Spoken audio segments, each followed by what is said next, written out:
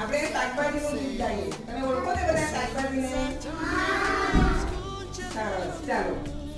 રીંગણ તો રાજા, રીંગણ તો રાજા, બટાકા વધારે વાટા, બટાકા વધારે વાટા, ડુંગળી ડિસ્કો કરતી હતી, ડુંગળી ડિસ્કો કરતી હતી, ચોરી ચાળા પાડતી હતી.